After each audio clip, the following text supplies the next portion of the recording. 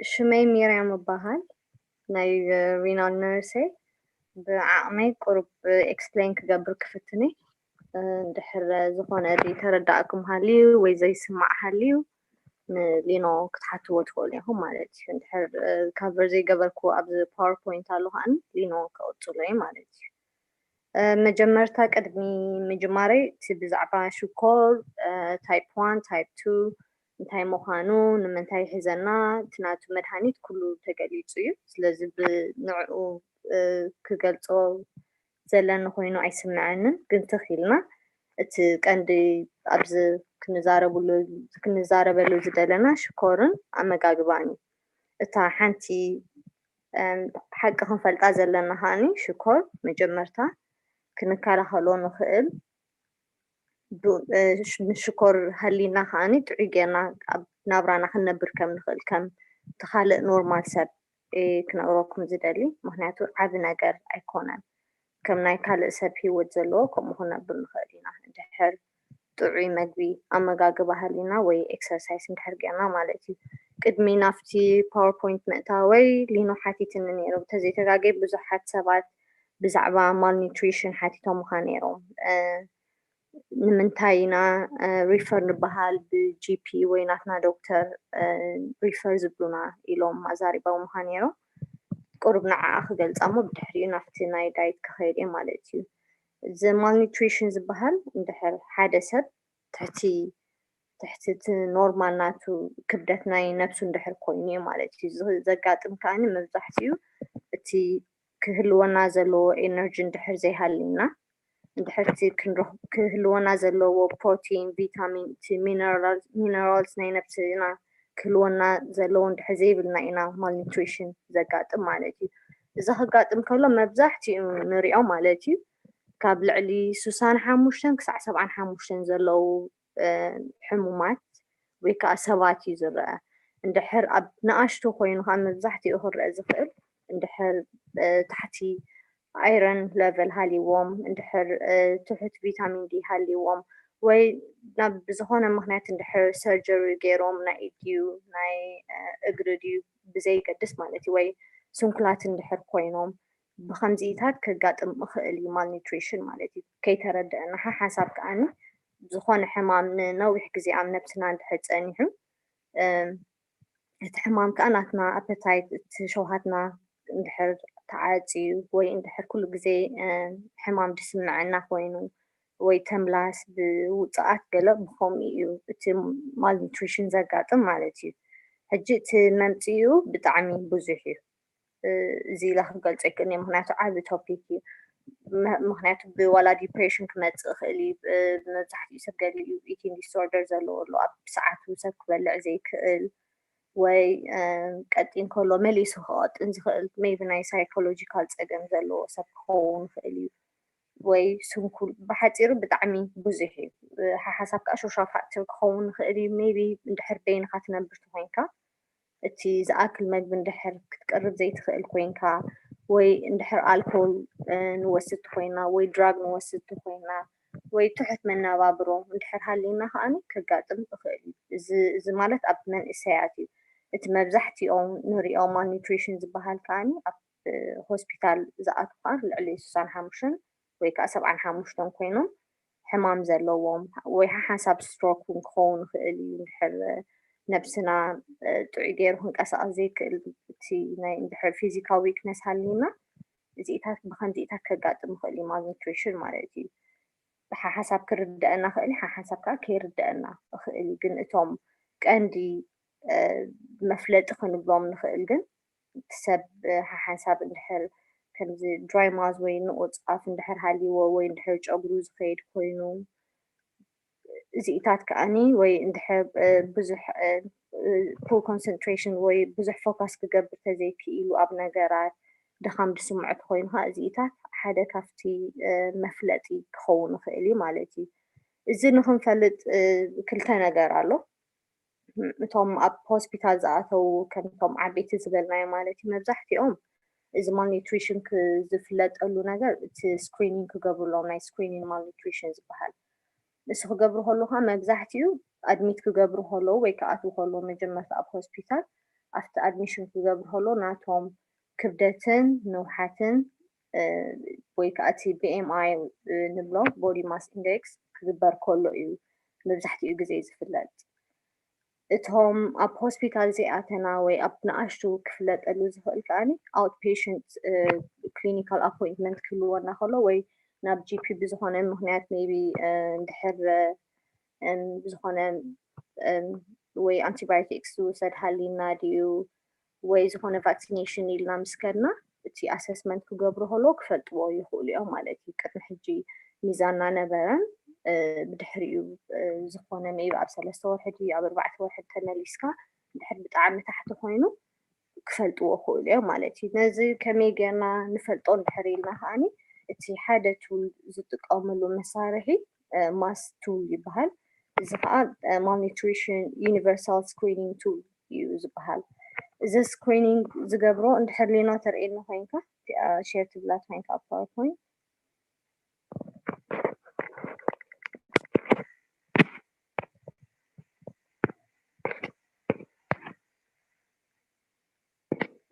share ጌርካ ትራይክላ ያ ርኢ ኣለኹ እዚ ማስ ቱል ዝበሃል መብዛሕትኡ ብሄልዝ ፕሮፌሽናልስ ኣብ ሆስፒታል ዝሰርሑ እዩ ዝግበር እዚኦም ከዓ ዳይቲሽን ክኾኑ ይኽእሉ ኒውትሪሽኒስት ክኾኑ ይኽእሉ ወይ ከዓ ዝኾነ ናይ ጀነራል ፕራክቲሽነር ክኸውን ይኽእል እዩ ማለት እዩ እዚ ግን ኩሉ ግዜ እዚ ኣሰስመንት ዝገብር ሰብ ኩሉ ግዜ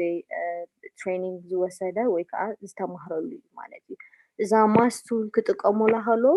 ወላ ሓንቲ ፍሉይ ነገር የብላ መብዛሕትኡ ኣብ ለንደን ንቕመጥ እንድሕር ኮይና ኣብ ዩኬ ኣቲ 2003 እዩ ተጀሚሩ እዚ ናይ malnutrition ወይ ከዓ እዛ ናይ ማስ ቱል ዝጀመርዋ ማለት እዩ ምክንያቱ ቅድሚ ዓመታት እቲ malnutrition ዝበሃል ነገር ብጣዕሚ የጋጥም ነይሩ እዩ ካልእ ዓይነት ቱል እዮም ከዓ ዝጥቀሙ ነይሮም መሳርሒ እዛ ማስ ቱል እንድሕር ርኢናያ ኣብቲ ስቴፕ 1 ስቴፕ 2 ስቴፕ 3 ክሳብ 4 ኣለዋ ማለት እዩ ብጣዕሚ ቀላል እታ ሓንቲ ዝገብሮ እታ BMI ንብላ body mass index እቲ ናትና ንውሓት ክብደት እዮም ዝርእይዎ እንድሕር malnutrition ብኸመይ ይፍለጥ እንድሕር ኢልና 3 ዓይነት ኣሎ መብዛሕትኡ እቲ ናትና BMI ትሕቲ 18.5 ኪሎግራም እንድሕር ኮይኑ ሓደ ካብቲ ጠንቂ እዩ ማለት እዩ ታሕቲ ኮይኑሎ ማለት እዩ ተኻልኣይ ከዓኒ ዘይሓሰብናዮ ብጣዕሚ እቲ ናትና ክብደት ብ10% ንታሕቲ እንድሕር ከይዱ ኣብ ውሽጢ ካብ 3 ክሳብ 6 ወርሒ እንድሕር ታሕቲ ከይዱ ከዓኒ እዚ ሓደ ነገር መፍለጢ ኸውን ሓንሳብ ከዓኒ ልዕሊ 20 ኪሎግራም ብዘይሓሰብናዮ ብ5% ኣብ ውሽጢ ካብ 3 ክሳብ 6 ወርሒ ክጎድል ከሎ ማለት እዩ ሕጂ እታ ስኮር ትብልካ ጠቓኣላ ብኣይኦም ስኮር ዝገብርዋ ናትና BMI ምስ ገበሩ 0 እንድሕር ኮይና ሓደ ኮይና ወይ ክልተ ገብርዎ ኣፍታ ስቴፕ 2 ከምኡ ኣፍታ ሓንቲ ከዓ ከምኡ ማለት እዩ እታ ስቴፕ 3 መብዛሕትኡ እንድሕር እቲ ሕሙም እቲ ሰብ እንድሕር ሓሚሙ ሃልዩ ሓደ ፋክተር እዩ ማለት እዩ ሓሳብ እዚኣ ከዓኒ እታ ሓንቲ ፋክተር ክትከውን ትኽእል እንድሕር እቲ ሰብ ልዕሊ 5 መዓልቲ ዘይበልዐ ወይ ከዓ ልዕሊኡ እንድሕር ዘይበልዐ ከዓኒ ሓደ ካፍቲ ጠንቂ እዩ ማለት እዩ ጥራሕ ምጉዳል ዘይኮነ እንድሕር ልዕሊ 5 መዓልቲ ምግቢ ዘይበላዕካ ሓደ እቲ ኣብ ሪስክ ኣለኻ ማለት እዩ ሪስክ ሞ እንታይ ዝበሃል risk of malnutrition ኣለኻ ኣደጋ እንታይ ሞ ዝበሃል ኣደጋ ኣብ ሓደጋ ኣለኻ ማለት እዩ ሕጂ ብከምዚ ከዓ ስኮር ገብሮ እንድሕር እቲ ካብ 0 እንድሕር ታሕቲ ኮይኑ ታሕቲ እንድሕር እታ ሓደ ወይ ከዓ እቲ ሚድየም ሪስክ ዝብል እንድሕር ኮይኑ በብዓይነቱ ስቴፕ ኣሎ ትኺልካ እቲ ትሪትመንት ጅመር ወይ እቲ ዓይነት ሳፖርት ኩሉ ግዜ ሓደ ዓይነት ኣይኮነን ነቲ ሚድየም ሪስክ ንብሎ ዘለና መብዛሕትኡ ግዜ እቶም ኒውትሪሽን ወይ እቶም ዳይቲሽን ዝበሃሉ ባዕሎም እቲ ዓይነት ምግቢ ክትበልዖ ዘለካ ወይ ኣብ መንጎ ዝኾነ ስናክ ዲኻ ክትበልዕ ዘለካ ኣብ መንጎ ምግብኻ ትጥዑ ምሳሕ ድራር ቁርሲ ነግሮኻ ወይ ከዓ እንድሕር ዝኾነ ካሎሪ እንድሕር ደድለይካ ኮይኑ ኣብ እስኻ ትሰትዮ ነገር እዚኢታት ይሕግዙኻ ማለት እዩ ብጣዕሚ ብዙሕ ኢንፎርሜሽን እዮም ዝቡኻ እንድሕር ዓቢ ኮይንካ ወይ ልዕሊ ዕድመ ኮይንካ ወይ ዝኾነ ሰርጀሪ ናይ እግሪ ድዩ ናይ ዝኾነ ናይ ነፍሲ ኣካል ጉድለት እንድሕር ኣለካ ከዓኒ بعلهم سبورت كجبرها في التنو وي سوبر ماركت كيلهم لما جزم تلك وي بفريديو زيتات قبروا مالتي إذا تقدم معنا جاري تي كلا أي كأني اندحر تسب أفوق بلع زي كيلو ويكأتي بملؤتي نيوتريشن بلو اندحر بأفوق بلعم زي كيلو هاني كالعينة الجواب يتقوموا مالتي إذا أحد كفتي زخون maybe إذا NG feed بحالالو peg feed بحالالو TPM بعينته ككمتي تأجمها يبلغها مالتي إذا عينة سبورت يبها زي NG قال explain كجبر قرب بزح قداس خوين سمعنني قل ما بزحتيو بأفنجها أتيو ناب كبدها زخيد نجوي تحدخ أتخيلو ناب كبدها زخيد نجوها peg feed بحال كالك كأتي بين زبهال كالو هان إذا أتخيلو نابناتنا توم نابناتنا تخيلو ناب دمنا يخيد مالتي بتوم بين سكيرو إذا خان مزحتي ناي باول disorders اللو قال بخومي زيتاتي تساعدين خون خير مالتي جن أبكم زبصح يبلنا جن إزاي قرب explain كجبر دلي كني متاوي ناب شكرًا أمجاجما هجي شكرًا أمجاجما عند حريلنا تي عندي نمنتاينا دايت أقداس نمنتايو أمجاجما أقداس عند حريلنا تقدام أي نجار ناتنا بتي blood sugar control نكون جبروي بتي normal ناي نفسنا شكر كله نازله نورمال أفتي نورمال عقل نخووني تكال أي كأني تي نورمال ناتنا تجب زخونة كبدتنا نفسنا كلوانا ويكأني ندحر لعقل كوينا كبدتنا خاني نخنقول سالسي كأني عند علامة خاني كفتي مدهاني تزبهال كنوت أمو نفتي remission ويكأ نبلو بوي بزي مدهاني نخن كيد كأ إذا حدا خفتي علامة مالتي نمنتايو دايت أقداس نحرينا بعابي أخاني إتي long term conditions بهالحمامات ناي دم ناي كوليسترول ناي ستروك إزيتات وي ناي زهونا عينة كانسر إزيتات كأني يكالها لنا نشكر طرح لنا زي كنا مجبي تعيد يدلينا نبذلنا نفل عينة حمامات نكالها لنا وني نشكر طرح لنا يكونا بعابي أخاني إتي فيتامين إتي مينرال إتي بروتين فاتس توم زلينها نفسنا نخركب الحرز زي رخيدناها كنعبي نخلينا ويكا إتي نورمال هيوات كلوانا أيكلني مالتي قرب حتى تابزئة قدني نفتي أيني مجبي نخيد بالنا نمنتايو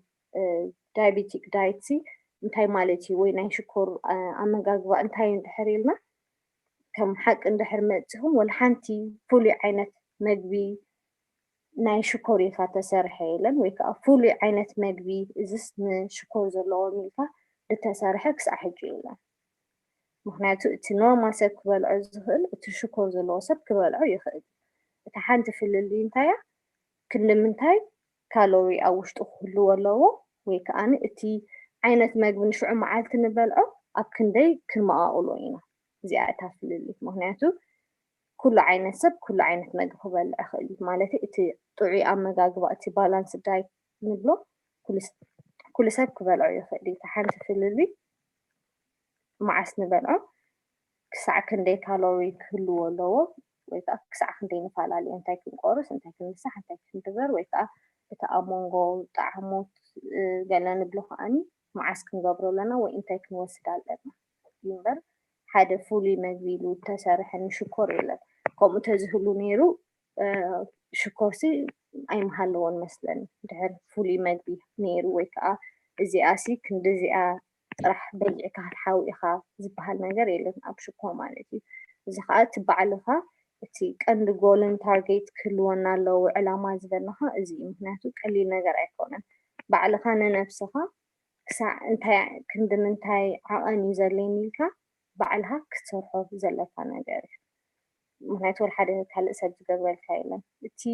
ፍልልይ ተቐንዲ ከዓኒ ድሕር ሓደ ሰብ ድንስ ኣነ ሽኮር ኣለኒ እሞ መዓስ ክበልዕ ወይ ከዓ ብምንታይ ክበልዕ ኣለነ እንድሕር ኢሉኒ ኩሉ ሰብ ኣብ ናይ ኩሉ ሰብ ነናቱ ኣካይዳ ኣለዎ ምክንያቱ ሜቢ ገሊኡ ኢንሱሊን ክወስድ እዩ ገሊኡ ኖርማል ሜዲኬሽን ክወስድ እዩ ገሊኡ ሰብ ከዓኒ እቲ መድሃኒት ኣይወስድን ብሽኮር እቲ ሽኮሩ ብምግብን ብኤክሰርሳይስን እዩ ዝፈላለዩ እዚ ከዓኒ እቲ ቀንዲ ፍልሊ እቲ ዓይነት ትሪትመንት ንወስዶ ዘለና መድሃኒት ሓንሳብካ ኣብ ዕድመኻ ይፈላለ ማለት እዩ እንድሕር ሓደ ዓብ ሰብ እንታይ ክበልዕ ሽኮር ሃልዩኒ ኢሉኒ ንእሽተይን ሕደ ክኾን ኣይክእልን ዓብዪ እንድሕር ኮይኑ ኤክሰርሳይዝ ዘይገብር እንድሕር ኮይኑ ፍሉጥ ነገር እዩ ውሕድ ክበልዕ ኣለዎ ምክንያቱ እቲ ናቱ ዳይጀስቲቭ ሲስተም ክስታይ ቀስ ዝበለ እዩ እቲ ኤነርጂ ዘድልዮ ከዓኒ እቲ ንእሽተይ እንድሕር ኮይኑ ብጣዕሚ ኣክቲቭ ዝኾነ ወዲ ካብ ወድን ጓልን ንፈላለዩ ብጣዕሚ ኣክቲቭ ዝኾነ ወዲ ሜቢ 10 ሰዓት ዝሰርሕን ሓንቲ ጓል ኣብ ገዛ ትውዕልን እንታይ ክበልዕ እንድሕር ኢሎምኒ ክልቲኦም በበይኑ ዓይነት ክንዲዚ ካሎሪ እቲ ካሎሪ ክህቦም ኣይክእልን ምክንያቱ ካብ ሰብ ናብ ሰብ ይፈላለዩ ስለዚ ሓደ ፍሉጥ ነገር የለን ብምንታይ ደኣ ንፈልጥ እንድሕር ኢልና ናትና እቲ ሕክምና ክንከይድ ኣለና ምስ ሕክምና ክንዘራረብ ኣለና እቶም ቀንዲ መሓዙትና እቲኦም እቲ ፋሚሊ ዶክተር ድዩ ዝበሃል ወይ ጂፒ እዚኦም እዮም ክሕግዙና ዝኽእሉ እዚ ከዓኒ እቲ ናትና ጎል ወይ ከዓ እቲ ታርጌት ምስ ገበርና ማለት እዩ እዚ ከዓ ሰዓታት ሕግዙና ክንዲ ምንታይ ዓቐን ምዃኑ እዚኢታት ሕግዙና ምክንያቱ ገሊኡ ሰብ ኢንሱሊን ይወስድ እዩ ገሊኡ ኣይወስድን ገሊኡ ከዓኒ ካብ ኢንሱሊን ናብ ኢንሱሊን ንፈላለዩ ኣነ ሓንቲ ኢንሱሊን ወስድ ተነይረ እንድሕር እሳ ቀይራያ ከማን ኣመጋግባይ ክቕየር እዩ ማለት እዩ ድሕሪኡ ኦኬ ቁርብ ኣብዚኣ ተን ቀንዲተን ቤዚክ ኒውትሪሽን ንብለን ከዓ ቁርብ ጥራሕ ክሓልፈን እንታይ ምዃኑ ካርቦሃይድሬት እንታይ ፕሮቲን እንታይ ፋት እዚ መብዛሕትኡ ኩላህና ንፈልጦ ኢና ካርቦሃይድሬት ዝበሃሉ እቲኦም ባኒ ድንሽ ሩዝ ፍሩትስ እቲ ቬጅ ፓስታ እዚኦም ከዓ እቶም ኤነርጂ ዝጉና ኣብ ነፍስና እዮም ፕሮቲን ከዓኒ በዓል ስጋ እንቃቆሖ ቺዝ ቢንስ እዚኦም ከዓኒ ስቲል እቶም ፕሮቲን ኤነርጂ እውን ውጉና እዮም እዚኦም እቶም ፋት ዝበሃሉ ኣሎ በዓል ባተር ብሮ ማለት እዩ ቤከን ኩኪንግ ኦይል እቶም ክሬም ወይ ከዓ ናትስ ንብሎም ከዓኒ እቶም ፋት ፉድ ዝበሃሉ እዮም ማለት እዩ ቅድሚ ናፍተን እንታይ ክንበልዕ ኣለና ምኻድ ከዓኒ ኣብዚኣ ብዙሕ ሰብ ክሓታ ዝኽእል ማለት እዩ ንምንታይ እንድሕር ኣነ ሽኮር ሃልዩንስ እንድሕር ጠሚስ እንታይ ክገብር ኣለኒ ዝብሉ ሰባት ከዓ ኣለዉ እዚኣ ሓንቲታ እንታይ ክበልዕ ኣለኒ ድብሉ ጠሚኻ ኣይትብላዕ ትብሎ ሰብ ኣይክህሉን እቲ ትበልዖ ነገር ግን ክትፈልጥ ኣለካ ምክንያቱ እቶም added sugar ካብ ክንዲ ሽኮር ወይ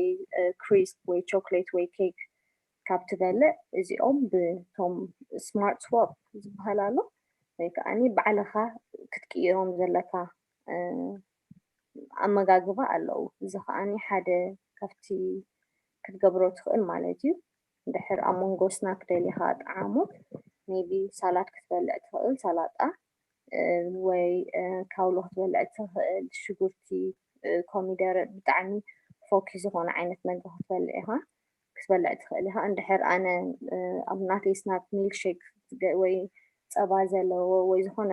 ክሬም ዘለዎ እንድሕር ዝበልዕ ተነይረ ከዓኒ ናብቲ ኖርማል ሽኮር ዘይብሉ ሻሂ ክኸይድ ይኽእል እየ ወይ ከዓኒ ናብ ለሚን ዘለዎ ማይ ክሰቲ ይኽእል እየ ኣብ መንጎ ከዓኒ ኖርማል ሱፕ ወላ ሓንቲ ዘይብልሃ ክወስድ ይኽእል እየ እዚአን 3-4 ዓይነት ክትገብረን ትኽእል ነገራት ኣለዎ ማለት እዩ ካብቲ ስናክ ዝበሃል ክንወፅእ እንድሕር ጠሚና ማለት እዩ ጠሚና ስቕ ክንብል የብልና እተን ቀንዲ እታ ፒክቸር ሰበዝኩልካ ዶ ትህልው ኢሉ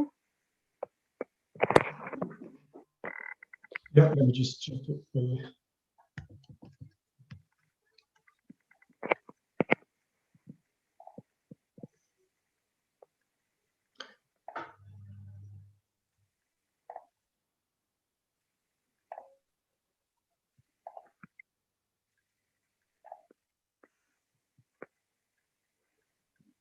That one or the pyramid? كان ثالث من مدرسة.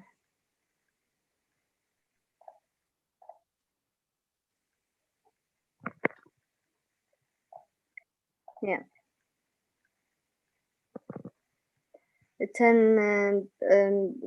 تن تيبس زبوكم زينين خنا مالتي انتي كنبلع علينا أب زينينا كل مركز مالتي كدي جينا تعي أما جاج بحلو ونا ندحر كوينو تا قدامي تنتي تبلا choose healthier carbohydrates توم carbohydrates نبلع carbohydrate أم نفسنا قدني كله جزء carbohydrate قدي فيو نبل carbohydrate أو حديو نبلع لنا مهناتو نحن carbohydrate زي بلعنا والحنتي energy كل وناون أكل سلازي التو carbohydrate قدم تاكن بلع علينا زبل حتوقعني كله جزء low carb diet كبحان كله تحتي 230 جرام نمعالتي إذا مالت كاب سب نفسه بفعل عليه كنت زبالكم عدنا انتي تسرح انتي تكبر والديها ودديها زين كنفلتنا لنا مهناتو بش 230 جرام نمعالت النحريلة ناكل سب حدا خونيك مهناتو قال يسيب 4 نمعالت زقبرالو 30 ويسوسا هجي تي بيراميد بلانز بهلال بكل عادي عينت أمجاجوا ميو بلانز وتسألوا ما حجي نعن متتقم كوني حنتي أنتي جن حنتي كاب حنتي زي عيتي وي زي حما كنبل عين خلينا مهناتو كاب سبنا بسبب فلالي كنا من تاي كاربوهيدرات اللي كها كاب سبنا بسبب يفعلالي إسلا تلو كاب بهال تحتي 230 جرام نمعالتي كنقبرو لنا إذا هانا من تاي حجزنا نتي ناي نفسنا እቲ body weight ክንጎድል እቲ ኮሌስትሮል ዝኾነ ፋት ዘለና ሃኒ ንክጎድል ማለት እዩ መብዛሕትኡ ሃኒ ኣወዳት ብዙሕ እቲ ካርቦሃይድሬት የድልዮም ኣዋልድ ከዓ ዝተሓተ የድልየን ማለት እዩ እቲ ካሎሪ ንምንታይ ካሎሪ የድልየና እንድሕር ኢልና ሃኒ ኖርማሊ ካብ 800 ክሳዕ 1200 ወይ ከዓ ክሳዕ 1500 ካሎሪ ንመዓልቲ የድልየና እዚ ከዓኒ ኩሉ ክፋሕ ክብል ኣለዎ ማለት እዩ ንመዓልቲ እቶም ካርቦሃይድሬትስ ንብሎም ኣየናይ ክንበልዕ ኣለና እንድሕር ንብል ሃሊና ከዓኒ ሜቢ ኣብቲ ክንዲ ፃዕዳ ሩዝ ብራውን ራይስ ክንበልዕ ኣለና ሆል ኦትስ ክንበልዕ ኣለና ወላሓንቲ ሽኮር ወይ ወላሓንቲ ዘይተወስሖ ፍሩት ዝኾነ ዓይነት ፍሩት ክንበልዕ ንኽእል ኢና እቶም ቬጅ ከዓኒ ክሳዕ ቀጠልያ ዝኾኑ ዝበለፀ እዩ ማለት እዩ ዓደስ ከዓኒ ሓደ ካብቲ ካርቦሃይድሬትስ እዩ ማለት እዩ ኣብዚ ከዓ ከም ብሓፂሩ እቲ ከም ዝበልኩም ፃዕዳ ሩዝ ሃይ ፕሮሰስድ ሴሪያልስ ዝበሃሉ ማለት እዩ እሶም ክንኣልዮም ኣለና ኩሉ ግዜ ክንገዝእ ከለና ናይ ካርቦሃይድሬትስ ከዓኒ እቲ ሌብል እቲ ብድሕሪት ዘሎ ኩሉ ግዜ ቸክ ክንገብር ኣለና ክንገዝእ ከለና ካልኣይ ከዓኒ እቶም ሃይ ፋይበር ዝበሃሉ ከዓኒ እቲ ቀንዲ ኣገዳሲ ማለት እዩ እዚኦም ከዓ ቢንስ ፒስ ዓደስ ብትግርኛ እንድሕር ጌርካ ንፅቡቅ ነይሩ ሜቢ ፅሒፍካ የለና እዞም ሃይ ፋይበር ዝበሃሉ ተዘይተጋጊ ኣብ ዩቲብ ከማን ኣውፂእካ ኣለካ ኦልሬዲ ተመይስና ክንሪኦ ንኽእል ኢና እቶም ሃይ ፋይበር ዝበሃሉ ከዓ እዚ አንድ ዝሕግዘና ናትና ሽኮር ኖርማል ንክኸውን እዚ ተቐዳማይ ዝሕግዘና ማለት እዩ እዚ ከዓ ብምንታይና ንቕይሮ ካብ ክንዲ ቀይሕ ስጋ ንበልዕ ቤከን ገለ እዚኢታት ካብ ንበልዕ በቶም ሃይ ፋይበር ዝኾኑ ቢንስ ዓደስ ገለ እዚኦም ክንወስድ ንኽእል ኢና ማለት እዩ እቶም ፕሮሰስድ ቤከን ሃም ገለ እዚኦም ክንገድፎም ትኽእልና ዝበለፀ እዩ ምክንያቱ ንሽኮር ጥራሕ ኢልና ዘይኮንና ናይ ልቢ ፀገም እውን ክንገብር ስለ ንኽእል ማለት እዩ ዓሳ ከዓ ሓደ ካብኡ እዩ እንቃቆሖ እዚታት ክንወስድ ኣለና ቺክን ደርሆ እዚ ከዓ እቲ ቀንዲ ምግቢ ክንበልዖ ንኽእል ማለት እዩ ሃይ ፋይበር ካልእ እቲ ከዓኒ ጨው ዝበሃል ክንገድፎ ክንክእል ኣለና እዚ ከዓኒ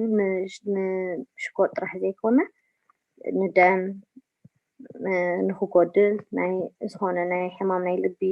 ወይ ስትሮክ ንከይንገብር ማለት እዩ እዚ እቲ ቀንዲ ክንገድፎ ዘለና ነገር እዩ ሳልሰይ ራብዒቲ ከዓኒ ብብዝሒ ፍሩትን ኣሕምልትን ክንበልዕ ኣለና ፍሩትን ኣሕምልትን መብዛሕትኡ ሰብ ሽኮር ኣለዎ ክንብል ንኽእል ኢና እቲ ሽኮር ናቱ ግን ናቱ ተፈጥራዊ ሽኮር ስለ ዝኾነ ውልሓንቲ ፀገም የብሉን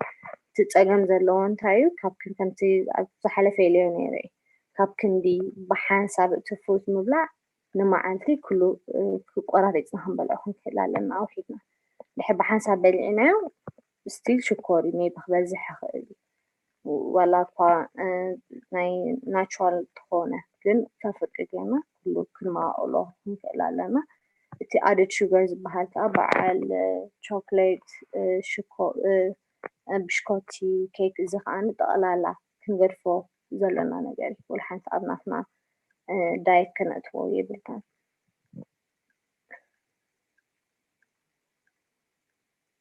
ሓምሸይቲ ከዓኒ እቶም ኣብ ሽኮር ሃሊና ጥራሕ ዘይኮነ እቶም ቀንዲ ባላንስ ዳየት ዝበሃሉ ኩሉ ግዜ ፋት ኣገዳሲ እዩ ግን መብዛሕትኦም ገሊኦም ፋት ኣለዉ ነብስና ዘድልዩ ገሊኦም ከዓ ኣየድልዩን እዮም እቲ ቀንዲ ክንጥቀመሉ ዘለና ዓይነት እቶም ጥዕና ዘለዎም ፋት ከዓኒ አንሳልትድ ጨው ዘይብሎም ናት ኣቨካዶ ዘይቲ ዓሳ ኦሊቭ ኦይል እዚኦም ከዓ ክንጥቀም ንኽእል ኢና ካብ ክንዲ ባተር ብሮ ጨው ዘለዎ ንጥቀም ወይ ከዓ ካብ ክንዲ በዓል ቤከን ድዩ ሶሴጅ እዚታት ካብ ንጥቀም ናፍቶም ቀንዲ ናፍቶም ዝሓሹ ዝጠዓዩ ፋት ክንጥቀም ክንክእል ኣለና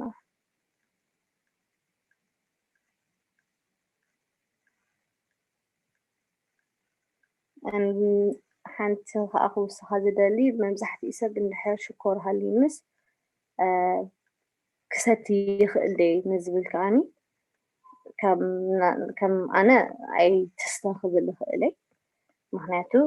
እፈላለዩ እዩ እውን ካብ ሰብ ናብ ሰብ እፈላለዩ ኣነ መድሃኒት ወስድ ኣለኹ ደ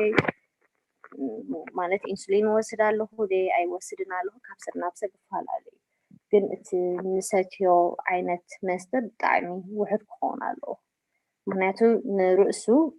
ኣልኮል ናቱ ካሎሪስ ኣለዎ ዘይድሊ ዓይነት ካሎሪ ግን እቲ ካሎሪ ኣለዎ ስለዚ ኩሉ ግዜ እንድሕር ብሕልፊ ኢንሱሊን እንድሕር ንወስድ ኮይና ከዓኒ እንድሕር ግድን ክንሰቲ ኢና ኢልና ኣብ ጥራሕ ከብድና ክኸውን የብሉን ኩሉ ግዜ ወይ ስናክ ክንወስድ ኣለና ወይ ክንምሳሕ ኣለና ወይ ክንድረር ኣለና እዚ ግድነት ነገር እዩ ብጥራዩ እቲ ኣልኮል ክውሰድ የብሉን ካብ እንድሕር ናብ ኣልኮል ደሊና መብዛሕትኡ ኣብ ቢራ ገለ ነገር ይሓይሽ ምክንያቱ እንድሕር ዝኾነ ኮክቴል ንእዝዝ ኮይና ክልምንታይ ሽኮር ኣለዎ ንፈልጥ ኢና ንኣብነት እንድሕር ዊስኪ ድዩ ዝኾነ እንድሕር ኮይኑ እንድሕር ዝኾነ ኦሬንጅ ወይ ኣናናስ ዝኾነ እንድሕር ከምኡ ኣትይዎ እቲ ሽኮር ስለ ዝበዝሕ ውልሓንቲ ማኔጅ ክንገብሮ ኣፀጋሚ እዩ ዝኸውን ብዓቢኡ ከዓ እታ ናይ መጠረሻ ክብል ዝደሊ ግድን ዳይት እንዳገበርና ከዓ እቲ ዓቢ ነገር ምስኡ ዝኸይድ ከዓኒ ኤክሰርሳይዝ እዩ ማለት እዩ ኤክሰርሳይዝ ከዓ ግድነት መዓልታዊ 2 ሰዓት